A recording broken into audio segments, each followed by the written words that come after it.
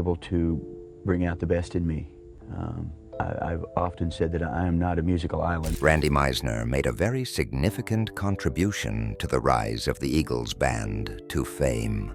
He had a soaring vocal, and he mastered the bass guitar to the point that his skill helped define the band's early sound.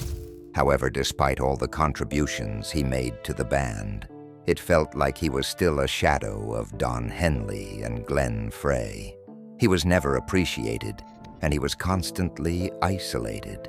When he couldn't take it anymore, he left. And this decision led to years of personal and professional struggles.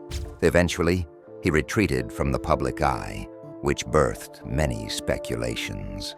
After he passed away, Don Henley finally spoke out. But what exactly did he say? Let's find out together. Randy Meisner, the forgotten legend.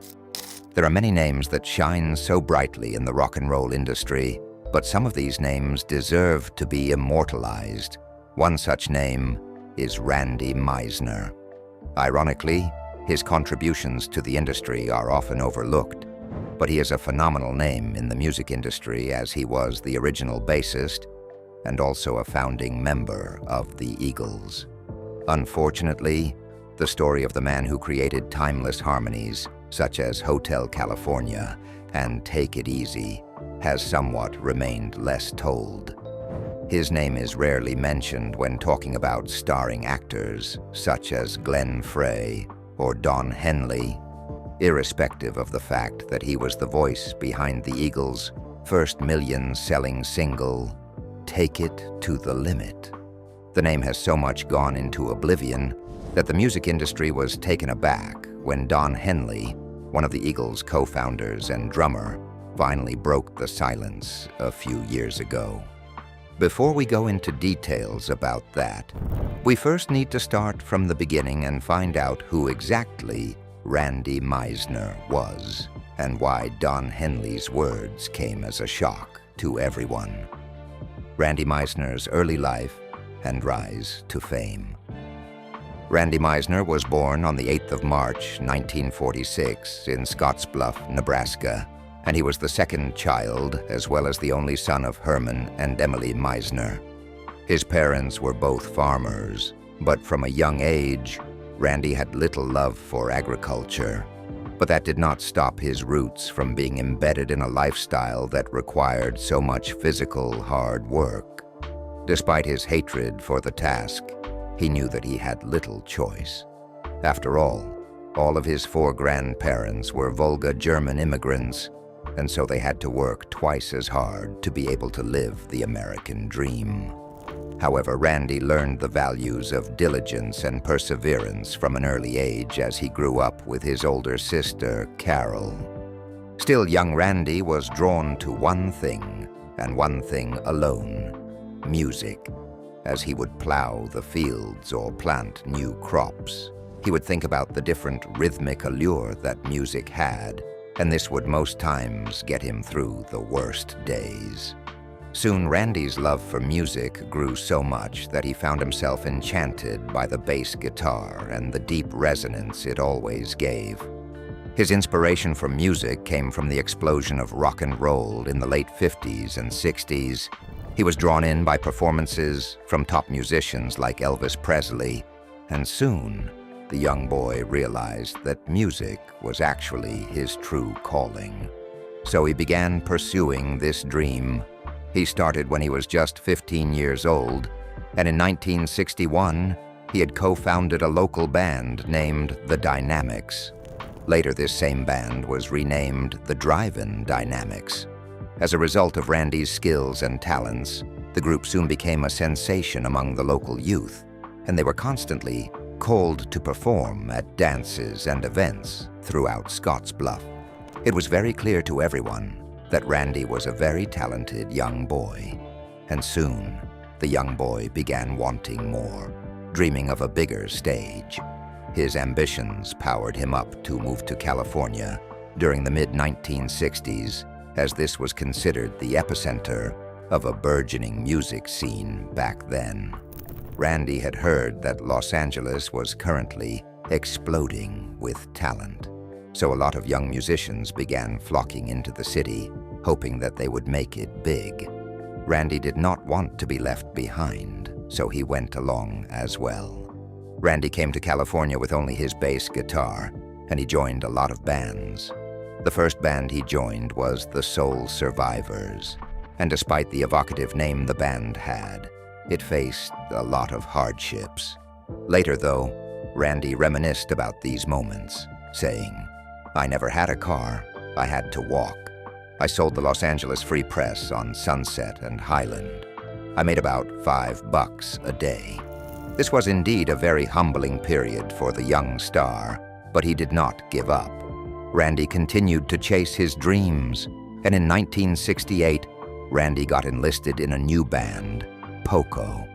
The band was formed by Richie Frey and Jim Messina, and they were the former members of Buffalo Springfield.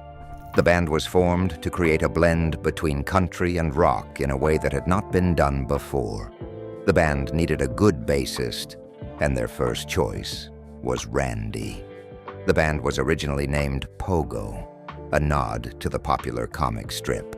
Soon the band faced many legal challenges from the creators of the comic story, and so they had to slightly altercate the name. The band did so well that soon it became a pioneer of the country rock genre. All these years, Randy played a crucial role in shaping their sound.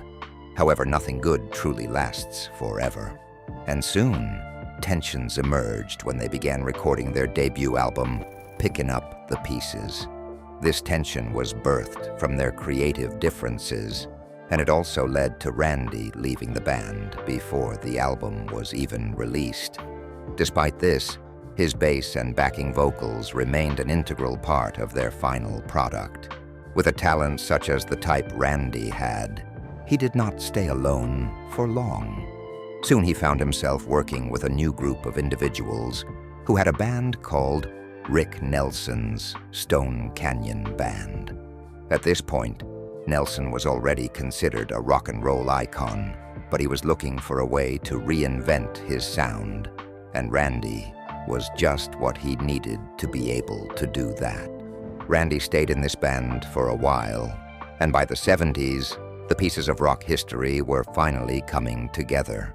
These pieces led to the birth of the Troubadour, a famous club in Los Angeles that soon became a meeting place for what would soon be one of the most iconic bands in the world. Before this iconic band was formed, Glenn Frey and Don Henley were both struggling musicians. Nevertheless, they were looking to create a band that could actually merge rock with California's laid-back, country-infused sound. Soon they got their wish and found this mix in Bernie Leadon, who was a talented multi-instrumentalist, and Randy Meisner, whose bass playing and high harmonies added an irreplaceable dimension to their music. These four iconic musicians were being managed by David Geffen, and soon they became the Eagles in 1971. Randy had a very significant role in this team. His bass lines were to provide a steady backbone to the band's harmonies, and Randy did just that. He even went on to use his tenor voice to add a distinctive layer to their vocal arrangements. This unique layer was mostly seen in music like Take It to the Limit, where his vocal prowess resonated with the audience and helped the band grow. Soon the Eagles became a seamless blend of rock, folk, and country, and this was mostly because of Randy's influence and musical sensibilities. Later, Randy said, "There was magic when we played live." Conflict within the Eagles. The 70s were a perfect time for the Eagles, as they soared to unprecedented heights and crafted a sound that soon became the emblem of an era. Regardless of this success that they had achieved, the band was still filled with so much tension. This tension mainly revolved around the bassist and co-founder, Randy Meisner. Throughout the time he spent with the band, he experienced internal conflicts and moments of isolation, which finally led to his departure. This departure caused so many spectaculations to happen for decades. But what really happened that led to such conflicts? From the very beginning, Randy played a very pivotal role within the Eagles. He had exceptional high harmonies and deep bass lines that resonated so much with the public, and this made his sound an integral band signature sound. Still, there were moments when he would feel like his bandmates, Glenn Frey and Don Henley, had overshadowed him. Randy did not care for the fame that came with such talents as his. All he wanted to do was to make music and soothe the feeling of joy and comfort it brought to him. But like any other person, he could not deny the things he was seeing. Glenn Frey and Don Henley usually took the band's creative direction and did not usually ask Randy for his opinion, thereby expecting him to do everything they asked without question. Also, it is reported that the duo had a problem with how reserved Randy truly was. However, the main issue between all of them lies in creative control. Randy already had a deep passion for music and a beautiful vision, but sometimes his ideas were sidelined. This led him to feel isolated, and he believed that they had no respect for him or valued his work and input. This disparity became more pronounced when Frey and Henley emerged as the primary faces and voices of the Eagles, thereby leaving Randy stuck in the background. The main issue sprang forth during their 1977 tour, when the band decided to promote their album, Hotel California.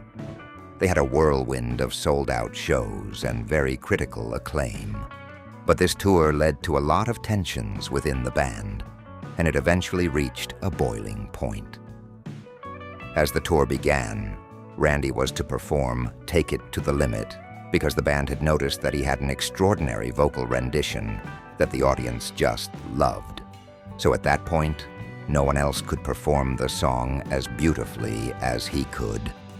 Randy would have loved to perform the song, but unfortunately, he had gotten sick during that period, and his vocal cords were a bit affected, so he knew that he would not be able to perform the song properly. His bandmates, however, did not care about this at all, and they still forced him to perform the song. They argued that the band needed him the most at that point, and he really could not leave them all hanging like that. Randy saw reason with them, and so he performed it, even though it almost destroyed his vocal cords. As the sickness got more serious, Randy made it clear that he would not be singing that particular song on their 1977 tour anymore, as it required so much vocal control, and he just didn't have it in him anymore. This led to a huge tension between him and Frey. Reports suggested that this tension escalated backstage, where Frey was seen throwing insults at Randy. Immediately, Randy, who had always been so calm and reserved, suddenly could not take it anymore, and so he decided to retaliate. He ended up saying some hurtful things to the young man as well, and this just made the matter worse. As soon as Frey turned the confrontation into a physical one, the duo ended up fighting and were only separated by their bandmates and staff. Emotions began to run high on both sides, and Randy made a difficult decision that same day. Unfortunately, people were only made aware of this decision a few days later, when Randy formally announced that he had decided to leave the Eagles.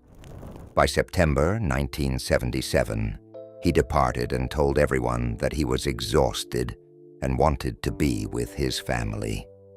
However, most people did not believe that the only reason he left was because of the fight. Others believed that he left due to his health conditions. Anyway, Randy Meisner's exit from the Eagles marked the end of an era for the band and the beginning of a tumultuous period for Randy. Randy Meisner's years of solitude. After leaving the Eagles, Randy began his solo journey, and he began to carve out a niche for himself. Unfortunately, His path was filled with so many challenges that actually tested his resilience and spirit. A year after he left the Eagles, he released his self-titled debut solo album, which was then followed by One More Song, which was released in 1980. Both albums showed off his musical prowess, but none of them actually achieved the commercial success that his former bandmates enjoyed. So while Randy found himself struggling with the realities of having a solo career, the Eagles had replaced him and moved on to greater heights. They made history in the music world and kept releasing music that resonated deeply with the audience. Randy actually faced one of the problems in the music industry was that his sound, which was deeply rooted in the 1970s rock ethos, was now facing a lot of competition from all the emerging genres and artists. So while he was still very much talented, he struggled deeply to reclaim the spotlight.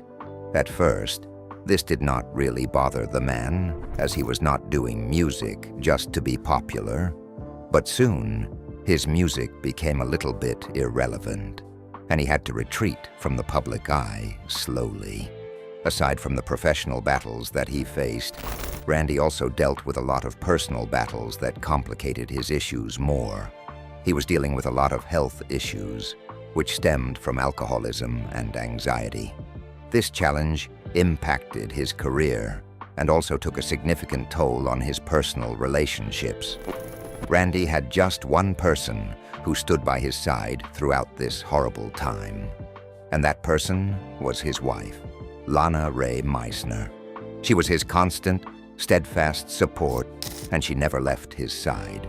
The two lovebirds had gotten married in 1996, and together they navigated all the complexities that life threw at them. Unfortunately, their marriage wasn't without any form of disagreement because their close family and friends often spoke about how they would hear the two engaging in very deep arguments. This argument was birthed from the fact that Randy had developed alcoholism, and Lana was doing everything to help him. Still, she stayed in. On the 6th of March, 2016, a tragedy struck as Lana Ray died in a freaky firearm accident at their home. According to reports, she was cleaning the rifle when it discharged, which resulted in her death. The authorities ruled the incident as an accident, but it did not prevent the incident from casting a long shadow over Randy's life. When Lana died, a lot of rumors and accusations came alive. Some people even speculated that Randy had something to do with her death. However, after thorough investigations, it was confirmed that the incident was just an unfortunate accident, and no charges were actually filed against Randy. Randy was so devastated by this loss that it birthed a very dark moment in his life, and he withdrew totally from the public. His death, a life in isolation. The later years of Randy Meisner's life were spent in quiet solitude, far away from the glitz and chaos of the music industry. While his bandmates in the Eagles later separated and went on to have very successful solo careers, Randy retreated to the shadows after he tried to carve out a solo career and could not succeed in an ever-changing music industry. All of his solo albums showed off his brilliance, but they unfortunately could not achieve commercial success because the industry had shifted and Randy did not have an influential band to back him up anymore. He lacked mainstream success, and this began to weigh heavily on him. It was a very humbling experience, and it led to him slowly disappearing from the media's eye. He disappeared so much that by the 2000s, he was almost absent from public life.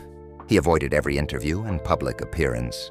As a result of this, he rarely appeared on the news, and if he was ever spoken about, the topics addressed were his declining health or personal troubles.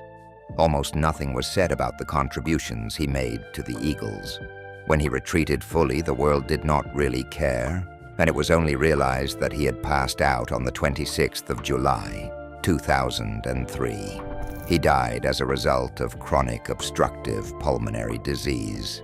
His death was further confirmed by an official statement from the Eagles made on their website. There they acknowledged the role he played as a founding member and praised him for his contributions to the success of the band. According to them, Randy was an integral part of the Eagles and instrumental in the early success of the band. His vocal range was astonishing, as evidenced by his signature ballad, "Take It to the Limit." Irrespective of this tribute, Randy's passing did not command the kind of media frenzy that most rock legends' deaths do. He died in solitude, just like he had lived his latter days on Earth. Irrespective of the influence that he had on the Eagles, his decades of obscurity actually made many of their fans unaware of his impact. However, for devoted fans of classic rock, his death was a moment of reflection. It gave them an opportunity to acknowledge a talented musician whose contributions were often overshadowed by the larger-than-life figures of Don Henley and Glenn Frey. Randy's passing was extremely quiet, and it was as if the world had let go of his memory, just like he had let go of his place in the spotlight. Don Henley's shocking statement. After Randy's death, one of the things people never believed could happen was Don Henley's speech. Given their history of tension, people were surprised when the man came out to speak. So what did he say? Before we go into that, it should be stated that Don Henley has been regarded for the longest time as one of the Eagles' most dominant figures, and he has built a remarkable career for himself. However, when he spoke about Randy, there was a tone of respect in his words. He insisted on Randy's undeniable talent and the unique role that he played in shaping the band's early sound.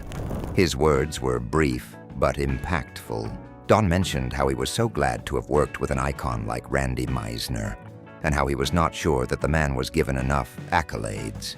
He also mentioned the previous conversation that he actually had with Randy. Randy mentioned that he hated the fact that he was part of the Eagles. According to Don, Randy regretted having joined the Eagles. Randy also said that he would have actually preferred to be a carpenter somewhere, living a very quiet life, than a rock star. He emphasized how he had wasted his best years pursuing fame and accolades, and not paying much attention to music, his actual love. He hated the fame that came with being a star, but unfortunately, he only realized this after he had gotten to the top. As Don spoke, though, people noticed a hint of regret in his voice. He did not mention anything about the unfair way Randy was being treated when he was part of the Eagles, but people could sense that the man had wished he had done better, and that the band had been kinder and more understanding of Randy Meisner. This made people ask, would Randy have had a very different legacy if he had received more support and recognition from his bandmates? Regardless of the answer to that question, Randy clearly faced many tensions, struggles, and years of solitude. But his legacy is still intact. He is not just the quiet one in the Eagles, he is also a visionary whose voice and bass lines helped one of the most successful rock bands of all time gain recognition and definition. What are your opinions? Did Randy make a mistake by joining the Eagles? Or was the honest mistake made when he left the Eagles? Would Don Henley have said the words he said when Randy was still alive, that maybe Randy would have gone back to the Eagles? Let us know your thoughts in the comments. If you enjoyed this video, don't forget to like, share, and subscribe to the channel for more deep dives into rock history.